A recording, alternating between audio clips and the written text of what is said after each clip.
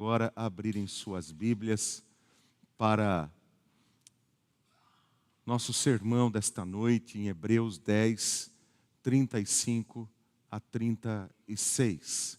Vou pedir a gentileza de mais uma vez os irmãos se colocarem em pé e depois da oração os irmãos poderão se assentar. Hebreus capítulo 10, versículos 35 e 36.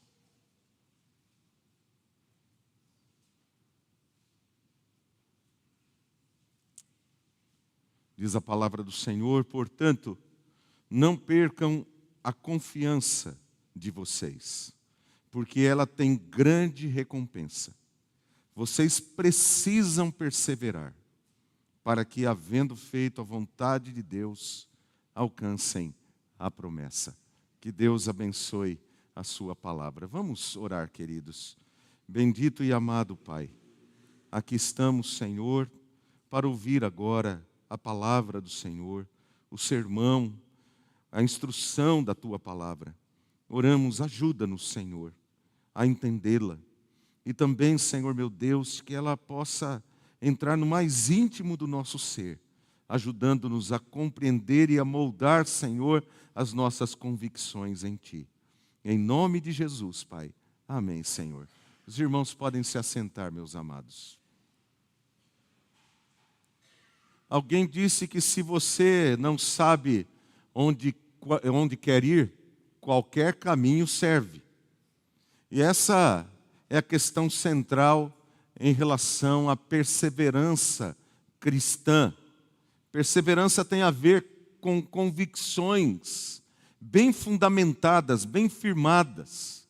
E estas convicções, elas orientam as nossas ações e também as nossas motivações e esperança. É sobre isso que quero meditar com os irmãos nesta noite, sobre esse tema da perseverança cristã e compreender que perseverar é preciso, é necessário.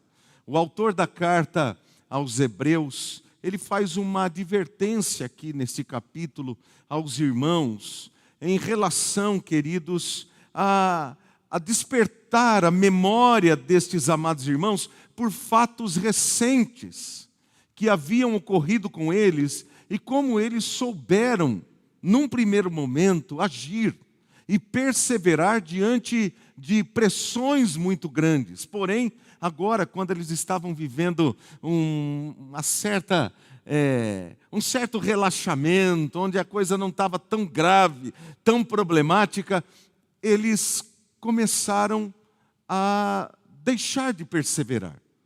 Começaram a abrir mão de determinadas convicções. E isso, o autor da carta vai deixar bem claro que isso poderia ser algo terrível para a fé deles. Terrível para a vida espiritual deles. É muito comum, irmãos, quando nós passamos por alguma dor, alguma perda, algum sofrimento, nós ficarmos mais sensíveis, tanto emocional quanto espiritualmente. Eu ouvi de um senhor, por exemplo, que ele estava muito mal, ele teria que passar por uma cirurgia cardíaca grave, fazer um transplante cardíaco na realidade, e aquilo o levou ao desespero. E a sua família era cristã, mas ele não era. Então pediram ao pastor da igreja que fosse orar com ele antes da cirurgia. E o pastor foi lá, ele estava com muito medo e ele chorava muito. E ali, naquela situação dificílima que ele estava vivendo, ele começou a dizer ao pastor: pastor, se Deus me curar, se Deus me der uma segunda oportunidade de eu sair dessa situação, eu vou entregar a minha vida a Jesus, eu vou mudar de vida, eu vou. E começou a dizer várias coisas e fazer várias promessas. Ele foi para a cirurgia, o transplante foi um sucesso, ele voltou para casa, ele inclusive, num primeiro momento, ele foi para a igreja, ele se matriculou na classe de novos membros, começou a participar e inclusive fez a sua profissão de fé, foi batizado, fez a sua profissão de fé, mas não demorou muito tempo. Alguns meses se passaram, as coisas já estavam bem, ele havia se esquecido daquele momento crítico da sua vida, e ele deixou a igreja, ele saiu da igreja, se esqueceu de todas as promessas que fez, e voltou a ser a mesma pessoa que era, mesmo tendo um coração novo. Um coração de carne, mas não um coração de fato transformado pelo Senhor. E na vida cristã é assim, queridos. A vida cristã é uma jornada. É uma longa jornada, onde muitos começam bem, mas por uma série de fatores, algumas pessoas acabam parando pelo caminho, desistindo, desanimando. E essa é uma questão muito importante em relação à vida cristã, porque em relação à vida cristã não é tanto como você começa, mas é como você vai terminá-la. Esses dias eu recebi um vídeo e tinham 3 pastores nesse vídeo, 3 pastores. 2 deles muito conhecidos no Brasil, muito conhecidos. Um músico, cantor, compositor, e o outro um pastor que foi muito famoso na época que eu estava no seminário, e um outro lá que eu não conhecia. Os 3 num congresso lá no Rio de Janeiro. E na plateia não tinha mais do que 30 pessoas. Não tinha mais do que 30 pessoas. Depois entrevistaram um deles, que era o mais famoso deles, e ele pedia, por favor, venham ouvir aqui o que nós temos a transmitir a vocês, quase que fazendo um apelo. Eu não posso falar nada do outro que eu não conheço, mas os outros 2 são homens que a gente vê nitidamente que começaram muito bem, tiveram, se hoje que eles são de um outro tempo, mas se fosse naqueles dias deles, eles teriam muitos seguidores, porque eles eram muito famosos e continuam aí, de certo modo, famosos agora não tanto pelo bem, mas pelo mal, porque se afastaram da palavra de Deus, perderam aquelas convicções que eles tinham durante um bom tempo de suas vidas e que foram tão importantes e tão influentes no país, mas que foram deixando para trás, abandonando aquelas convicções, deixando de perseverar na palavra de Deus. Então você percebe que não é tanto como você começa, eles começaram muito bem, mas estão terminando muito mal. Muito mal. Não só pelo fato de ter 30 pessoas ali, não é essa a questão central, mas é o porquê. O que está acontecendo que levou as pessoas que um dia os ouviram, os admiraram, a dizer, não dá mais. Porque começaram a perceber que alguma coisa estava muito errado, que eles mesmos já não confiavam mais em Cristo e na palavra de Cristo. O Cristo que eles estão pregando é um outro Cristo. Então, queridos irmãos, o que determina a nossa perseverança ou não são as nossas convicções. Mas o que é que forma as nossas convicções? Essa é a questão. O que é que dá forma às nossas convicções? O que é que dá conteúdo às nossas convicções? Para que a gente não só possa começar muito bem, e mesmo diante de lutas e dificuldades que nós vamos atravessar na nossa vida, e todos passamos por lutas, dificuldades, momentos que a gente está meio desanimado, mas por causa destas convicções nós somos levantados pela graça e pela misericórdia de Deus para chegarmos até o final. O que é que molda tudo isso? O autor aos Hebreus traz o exemplo de alguns crentes do Antigo Testamento, logo na sequência do texto aí, no capítulo 11. Ele traz na sequência, assim, vários homens e mulheres importantes do Antigo Testamento falando sobre as convicções desses irmãos, a fé desses irmãos. Por exemplo, ele traz ali o testemunho de Abraão. Abraão, que é conhecido como pai da fé. E ele vai dizer sobre Abraão que quando Abraão foi chamado por Deus, pela fé, Abraão obedeceu, a fim de ir para um lugar que devia receber por herança e partiu sem saber para onde ia.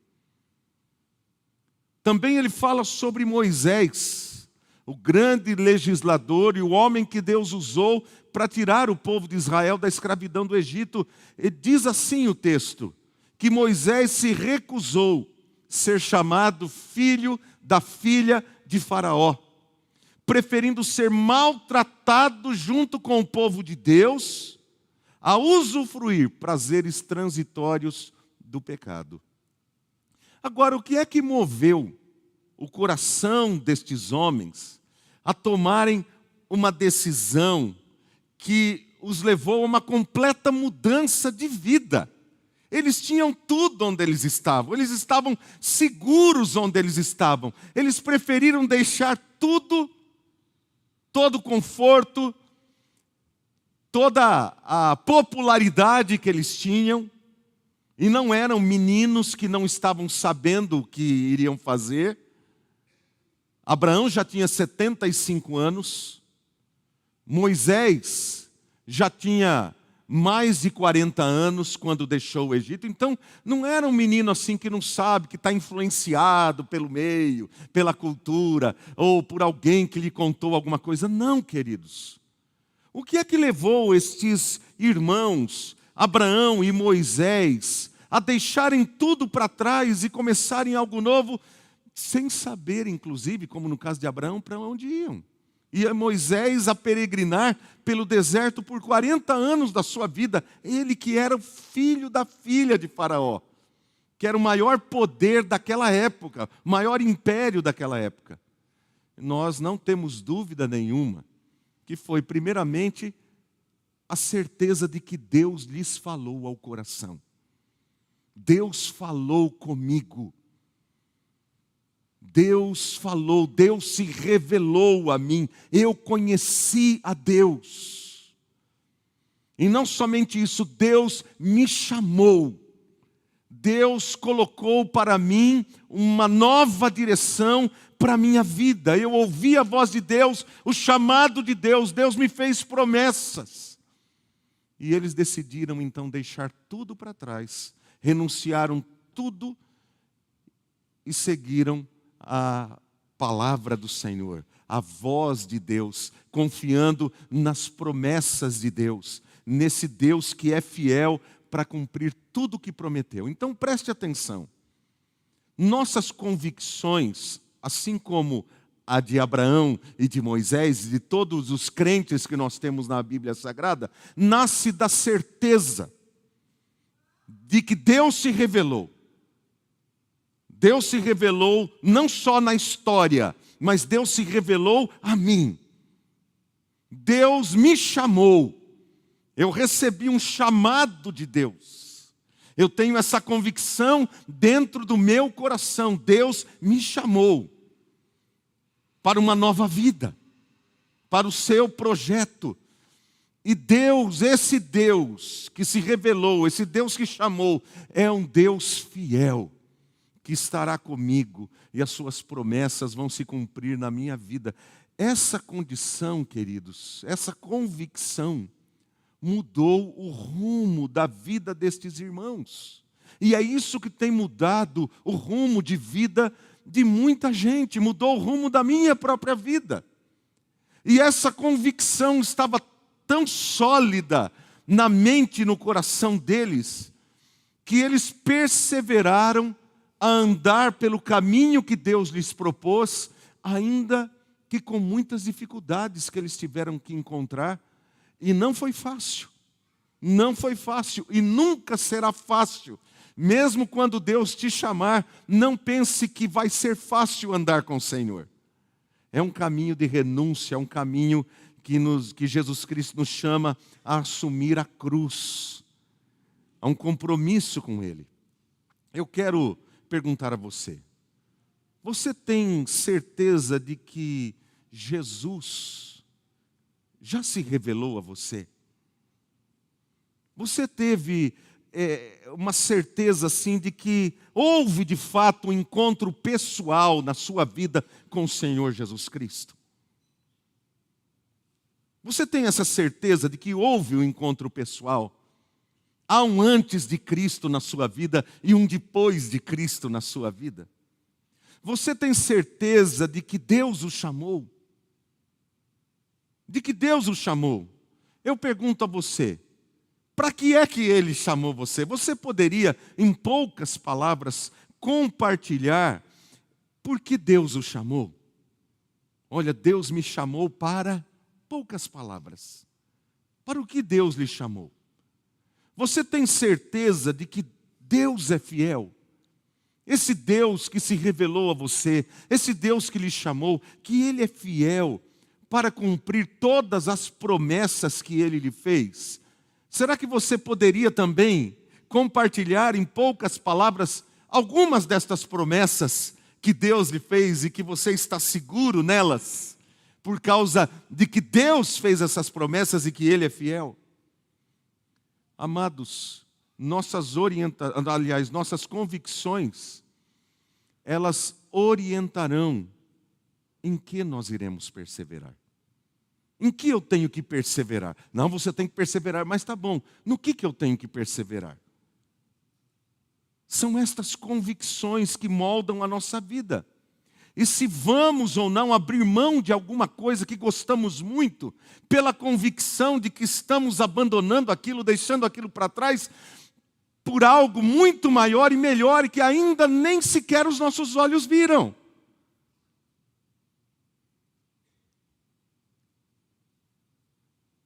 Meus olhos não viram o céu, mas eu tenho absoluta convicção de que Ele é muito melhor do que a vida que nós temos aqui. Meus olhos ainda não viram a Jesus Cristo. Eu não vi o Senhor Jesus. Não vi nenhum anjo. Tem gente que diz que vê anjo, né? Eu nunca vi.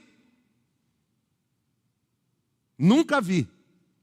Mas eu tenho a certeza de que um dia eu verei. E de que um dia eu estarei lá com o Senhor. São convicções simples. Eu estou apenas dando aqui algumas convicções, algumas questões simples. Mas são convicções de algo que nos espera, que faz com que valha a pena eu olhar para frente e dizer: valeu a pena eu ter deixado aquilo para trás. Valeu muito a pena. Abraão e Moisés abriram mão da vida que tinham pela convicção de que Deus tinha algo muito melhor para a vida deles. Então, nossas convicções como discípulos de Jesus, elas não são aferidas, elas não são confirmadas apenas pelo conhecimento intelectual. Porque você pode conhecer teologia, você pode ler a Bíblia, mas isso é fundamental, porém não é suficiente. Porque você pode conhecer teologia, conhecer a Bíblia e permanecer a mesma pessoa. Porque ainda que você possa, inclusive, recitar versículos bíblicos, você possa conhecer os maiores autores teológicos, e o nosso querido Tim Keller morreu esta semana, homem de Deus. Você pode conhecer pessoas extraordinárias, ler livros extraordinários sobre teologia, mas isso, querido, não moldar a sua vida, simplesmente ficar aqui e nunca descer para o seu coração, a ponto de você renunciar determinadas coisas, até coisas que você mesmo fala sobre elas com os outros. Então preste atenção em relação a isso. Como esse conhecimento influencia e transforma a minha vida. Como ele influencia e transforma a minha vida. Porque não adianta, queridos, uma pessoa ter um mapa na mão. Ela tem um mapa. Mas ela não saber fazer a leitura correta desse mapa. Ela não sabe fazer a leitura correta, nem compreende sequer os pontos cardeais. Não sabe ler o mapa, se o mapa está de ponta cabeça, do jeito que ele está, né? Não sabe onde é o norte, o sul, o leste, o oeste. Ela não sabe nada, não adianta ela ter um mapa nas mãos, se ela não consegue fazer a leitura do mapa. Então ela tem o mapa, ela poderia traçar o trajeto, saber, olha, o norte está aqui, o sul está aqui e tal, é por aqui que eu vou. Mas se ela não sabe fazer a leitura desse mapa, não adianta ela ter o mapa nas mãos. É assim na vida cristã, queridos, nós temos um mapa nas nossas mãos. A Bíblia Sagrada é o mapa que Deus deixou para nós. Mas nós precisamos ler a partir dos pontos cardeais da fé. Ler a palavra, ler esse mapa a partir dos pontos cardeais. Nós precisamos fazer a leitura correta das Escrituras a partir desses pontos que são fundamentais e moldam a nossa vida. Senão, nós não conseguiremos interpretar corretamente a vontade de Deus para a nossa vida e nem saber com toda a convicção se nós estamos no caminho certo ou não. Quais são os pontos cardeais da fé? Quais são os pontos cardeais da fé que devem moldar a leitura da palavra do Senhor, do mapa, para que você tenha certeza, quando você está lendo a Bíblia, você não fazer uma leitura, por exemplo, legalista das Escrituras? Não sei se você sabe, mas existem diversos tipos de hermenêutica, de leitura da Bíblia Sagrada. Existem vários. Cada um lê do jeito que quer, dependendo da teologia que adota. Mas quais de fato são os pontos cardeais da fé? São 3. 3 apenas. E você sabe quais são. Muitas vezes você já falou sobre eles. Quer ver? São 3. A fé. Segundo, pode falar. A esperança. E o outro? O amor. A fé, a esperança e o amor. A fé, a esperança e o amor são os 3 pontos cardeais. Quando nós vamos para a palavra de Deus, nós devemos estar conscientes desses 3 pontos cardeais que nortearão a nossa leitura da palavra de Deus. Porque qual é o objetivo de lermos a palavra do Senhor, de conhecermos mais a Jesus Cristo, se não crescermos em fé, esperança e amor? Paulo, inclusive, escrevendo aos Coríntios, na primeira carta de Paulo aos Coríntios, no capítulo 13, ele vai terminar aquele hino maravilhoso ao amor, que Camões também depois cantou, e aí como que chama aquele grupo brasileiro? Legião Urbana depois colocou lá, né? Cantou também. E continua a gente cantando por aí. Ele termina lá o hino ao amor dizendo: agora, pois, permanecem a fé, a esperança e o amor. O maior destes é o amor. Olha que lindo, né? E depois ele vai falar isso em outras cartas dele também, sobre esses 3 pontos cardeais da vida cristã. Mas nós precisamos compreender o que ele quis dizer com fé. A fé, queridos, não é um sentimento abstrato. A fé, ela tem um fundamento sólido. E o fundamento da fé é Jesus Cristo. A pessoa de Jesus Cristo e a obra do Senhor Jesus Cristo. Como é que eu cresço em fé? Como a minha fé é fundamentada e fortalecida? À medida que eu conheço mais a Jesus. E à medida que a minha fé, ela se aprofunda, ela se enraiza cada vez mais para dentro na minha vida com o Senhor Jesus Cristo. Mas onde eu posso extrair o conhecimento da pessoa e da obra de Jesus Cristo?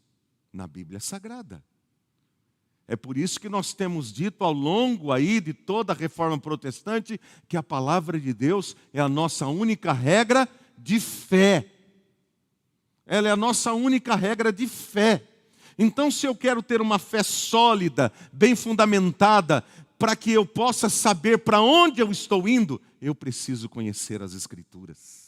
Porque as Escrituras vão me revelar Jesus, as Escrituras vão me alimentar de Jesus, eu vou conhecer mais a Jesus, eu vou estar mais em intimidade com o Senhor Jesus. E Jesus, nesse sentido, queridos, é a bússola que vai dirigir as nossas convicções durante a jornada da fé.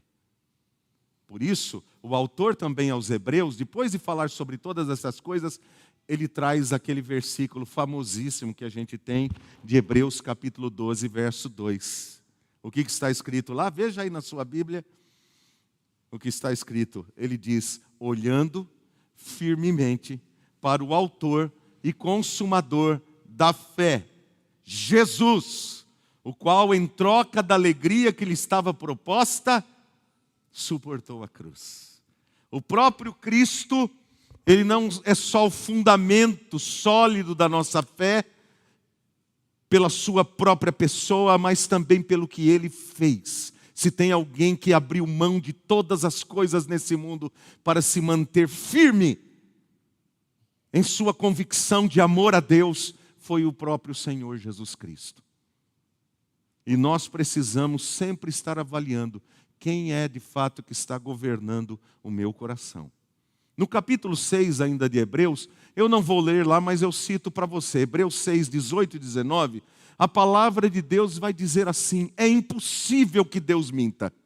É impossível que Deus minta. E ele vai chamar isso de âncora da alma.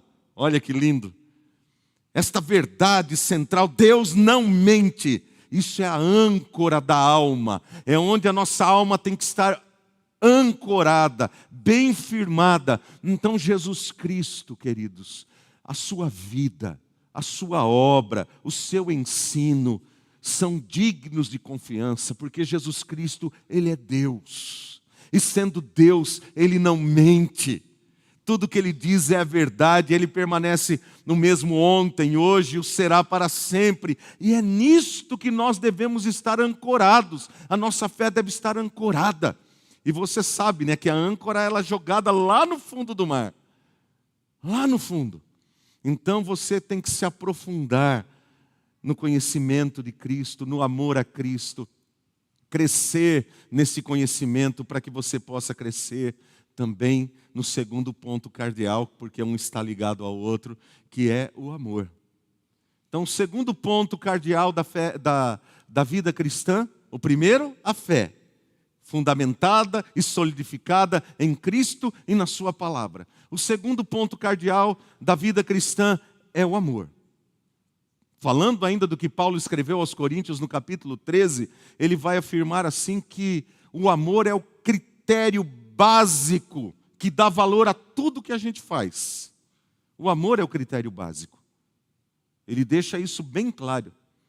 Então a questão não é simplesmente fazer o que fazemos, porque nós podemos fazer muitas coisas por fazer, simplesmente por fazer, ou por motivações egoístas, ou por culpa, ou com um sentimento de ser visualizado pelos outros, receber um ok, um joinha, um coraçãozinho, alguma coisa assim. Agora, entenda, todos esses critérios são reprovados quando passam pelo teste do amor. Você pode ir no hospital fazer visitas. Você pode ir lá fazer visitas, mas a questão é, por quê? Qual a sua motivação? É por amor? Ou você faz porque você precisa se sentir bem? Você pode vir aqui à frente e cantar na igreja, cantar num coral da igreja, falar, dar um estudo, mas o que é que o motiva? É o amor? Ou é porque você gosta? Porque você gosta, eu gosto de cantar, eu gosto de falar para as pessoas, eu gosto. Por quê? Qual é a motivação? Qual é a sua verdadeira motivação? O que está por detrás das coisas que você faz? Há pessoas que fazem coisas muito bem feitas porque amam o dinheiro. E o que o dinheiro trará de recompensa, será recompensa. Mas não porque gosta de fazer aquilo. Há várias profissões. E nós temos que sempre estar avaliando. O amor a Deus e o amor ao próximo, queridos, sem nenhuma segunda intenção, sem nenhum interesse pessoal escondido, é o critério. É o critério para nós entendermos a palavra do Senhor. Entendermos Jesus Cristo. Nós não poderemos entender a Cristo se não lermos as Sagradas Escrituras por esse ponto cardeal do amor, pela lente do amor. Então eu preciso da fé, eu preciso do amor. Porque se eu não tiver amor, que diz a palavra lá em 1 Coríntios 13, nada serei. Se eu não tiver amor, nada serei. Você se lembra que o apóstolo Paulo vai falar em Coríntios, na carta aos Coríntios, ele vai dizer assim que as nossas obras serão provadas pelo fogo. Quando nós estivermos na presença do Senhor, as obras vão ser provadas pelo fogo. Então, quando passar ali pelo fogo, vai ser provada se foi com palha, feno, ouro, pedras preciosas, com que nós fizemos as nossas obras. Ou seja, se nós fizemos as nossas obras valorizadas pelo amor ou não. Se vai passar no teste do amor. Essa é a questão. Amor a Deus, amor ao próximo. Por que eu faço o que eu faço? Essa é a questão central. Outro ponto e último ponto cardeal da vida cristã é a esperança. Por favor, veja o texto de Hebreus 11, 7. Hebreus 11, 7. Pela fé, Noé, divinamente instruído a respeito de acontecimentos que ainda não se viam, e sendo temente a Deus, construiu uma arca para a salvação de sua família. Assim, ele condenou o mundo e se tornou herdeiro da justiça que vem da fé. Então, quando lhe perguntam, ou perguntaram a Noé, ô Noé, o que você está fazendo isso daí, rapaz? Você está construindo esse barco aí, o que é isso aí? Por que você está fazendo isso? Com toda certeza, Noé diria assim, porque Deus mandou. Porque Deus mandou. E eu temo a Deus, eu amo a Deus, eu obedeço ao Senhor. Ele disse que vai julgar o mundo. E Ele está dando uma oportunidade de que todos, enquanto eu estiver construindo aqui, demorou 120 anos para Ele construir a arca. Eram 120 anos de oportunidade para toda aquela geração. Em cada batida de martelo, em cada madeira que era colocada na arca, era a oportunidade diária daquele povo ouvir a palavra e receber a palavra, reconhecer que estavam errados e voltarem para Deus. Deus estava dando a oportunidade. E mais ainda, Noé tinha a convicção de que se Deus julgasse, ele conhecendo a Deus como ele conhecia, ele sabia que Deus iria trazer um mundo melhor. Porque o mundo que ele estava vivendo, e a Bíblia Sagrada diz que antes da volta de Jesus, os dias que nós vamos viver serão semelhantes aos dias de Noé. Será que a gente já está vivendo algo semelhante aos dias de Noé? Aí cada um pode avaliar. Agora, queridos, o que moveu o coração de Noé a fazer o que fazia? Não chovia sobre a terra, não chovia naquela época. Chuva igual a gente tem, não tinha. Caía uma garoa, só uma garoazinha, mas nunca tinha chovido para valer.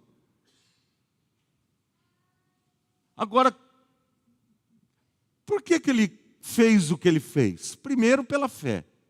Segundo, pelo amor que ele tinha a Deus. E terceiro, pela sua esperança em Deus.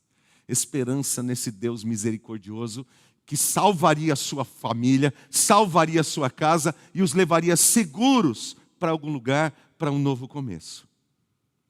Amados, a esperança é que move o coração do crente. A esperança é que move o nosso coração a seguir em frente, quando todos já desistiram. Por que eu educo meu filho desse jeito? Porque está assim na palavra de Deus. Ah, mas hoje já na palavra de Deus, você vai educar o seu filho de acordo com a palavra de Deus? Sim. Porque a palavra de Deus é o fundamento daquilo que eu creio. Não é o livro do doutor fulano, do doutor Beltrano, do psicólogo tal. Por melhores que eles sejam, não estou fazendo crítica a eles não. E nem a quem os segue. Mas como crente, eu tenho que fazer uma escolha e tomar uma decisão. A quem eu vou dar ouvidos? E a fé vem pelo ouvir, não vem? A quem eu vou dar ouvidos? Quem vai moldar a maneira de eu educar meu filho? É o mundo ou é Deus? É o jeito dos pais do mundo educarem ou é o jeito que Deus me ensinou a educar na sua palavra? Essa é a questão. Também da mesma maneira, porque, rapaz, olha, eu vou dizer aos irmãos, eu assisti um filme esses dias atrás, a gente vai vendo como a coisa está feia no mundo, né? É aquela situação assim, você fala, mas não é possível, meu Deus do céu. E retratam as coisas com uma naturalidade. Você fala, mas não é possível. Mas se você não conhece a palavra de Deus, se os seus valores, as suas convicções não estiverem firmados na palavra de Deus, você vai achar, é assim mesmo, está tudo assim. Hoje em dia é desse jeito. Mas daí choca-se com as suas convicções. E você então sabe que aquilo está errado. E você então, por causa daquilo, você fala, eu não quero isso para a minha vida. Porque eu tenho uma grande esperança no Senhor. Eu tenho uma grande esperança de que Deus vai transformar todas as coisas. E é isso que move o meu coração a continuar crendo na palavra de Deus, esperando em Deus, porque o Deus que eu creio é um Deus fiel, que cumpre as suas promessas, e Ele prometeu que Ele vai voltar, e Ele vai julgar o mundo com justiça, e os povos consoante a sua verdade. Então eu preciso parar com tudo que eu estou fazendo nessa hora e ver se as minhas convicções continuam firmadas no Senhor, os meus valores continuam firmados no Senhor, as minhas motivações continuam firmadas no Senhor. Eu preciso fazer isso. Porque há tanta gente injusta, tanta gente corrupta nos altos escalões dos poderes. Há tanta injustiça que vai sendo cometida em todos os lugares. Há tanta mentira que vai sendo contada aqui e acolá pelos líderes das nações, que a gente precisa tomar uma decisão. Para onde eu vou? A quem eu vou seguir? A quem eu vou imitar? E eu pergunto para você, quem você tem seguido? Quem você tem imitado? Quem é o teu Deus? Quem é o teu Deus? Como diz a palavra, não olhamos para as coisas que se veem, mas para as que se não veem. Porque as coisas que se veem são temporais. Os governos, eles passam, os impérios passaram, grandes impérios passaram, ruíram. Os governantes também, hoje está esse, amanhã está aquele, muda o estilo de governo, muda as propostas, mudam as pessoas, e tem gente que vai para cá, tem gente que vai para lá. Eu pergunto, meu irmão, até quando? Em nome de Jesus, mantenha a sua convicção, firme-se no Senhor, na sua vontade, na sua palavra. Consagre a sua vida ao Senhor, conheça mais a Cristo, conheça mais a palavra de Deus, firme os seus valores na palavra do Senhor. E que esta palavra bendita seja norteada pelos pontos cardeais da fé, da esperança e do amor. Para que você não sucumba, para que você não desanime, para que você não desista de continuar buscando e crendo, mesmo quando as outras pessoas não mais o fizerem. Eu recebi uma ligação, não, né? Uma mensagem agora à tarde, antes de vir para cá, da Jennifer, nossa irmã Jennifer. No sábado passado, ela me escreveu: pastor, o senhor sabe de alguma igreja? Ela está lá em Chicago, né? Foi para lá, está trabalhando lá como babá, no intercâmbio. Pastor, o senhor sabe de alguma igreja aqui? Falei: menina do céu, eu não conheço nada aí assim. Mas eu posso tentar encontrar alguns amigos que moraram nos Estados Unidos, alguns pastores que possam ajudar. Eu falei: olha, só não vai na igreja presbiteriana aí, que a nossa igreja aí está feia. O negócio é feio. Já abandonaram as convicções já faz tempo. Nossa, pastor, eu falei: é verdade. Procura ver e você vai ver. Entra nos sites aí que você vai ver. E ela entrou, ela falou: nossa, pastor do céu, eu não sabia. Eu falei: é. Daí mandei para alguns amigos, 2 amigos me retornaram. Um deles morou muito tempo nos Estados Unidos, o outro conhecia algumas pessoas de lá, ele entrou em contato, mas foi rápido assim. E achamos 2 igrejas. Uma delas reformada, de origem da reforma protestante, indicamos para ela. Ela foi. Amou a igreja. Falou: parece com a nossa igreja, sim. E hoje, antes dela ir, ela me mandou uma mensagem, ela falou: pastor, gostei demais, eles estão agora no recesso, porque é verão aqui e tal, mas vai voltar todos os trabalhos, lembra muito assim, como é o sistema da nossa igreja, tal, gostei demais, me receberam muito bem. E louvado seja Deus por isso, porque ela foi para lá e está buscando se orientar pela vontade de Deus, pela palavra do Senhor. Louvado seja isso, Senhor, por isso, irmãos. O crente crê que o céu governa a terra. O céu governa a terra. Por isso o crente, ele ora cheio de esperança. Apesar dos pesares, ele ora cheio de esperança, ainda que a figueira não floresça e o fruto da oliveira minta, ainda que não haja gados nos currais e o fruto e não haja mantimento, mas todavia eu me alegro no Senhor. Eu me alegro no Senhor, porque eu sei que o Senhor reina. Eu sei que o Senhor governa e a minha vida está nas mãos desse Deus maravilhoso. Então eu termino lendo novamente os versículos que eu li no início. Portanto, não percam a confiança de vocês, porque ela tem grande recompensa. Vocês precisam perseverar para que, havendo feito a vontade de Deus, alcancem a promessa. Meu irmão, não morre no meio do caminho, não se afoga no meio do rio. Dá uma parada, pensa, pede ali fôlego ao Senhor, força, ajuda, para que você chegue até o final, em nome de Jesus. Amém, queridos? Que Deus nos abençoe em nome do Senhor Jesus Cristo. Vamos orar. Pai, queremos agradecer ao Senhor, porque o Senhor é bom e a sua misericórdia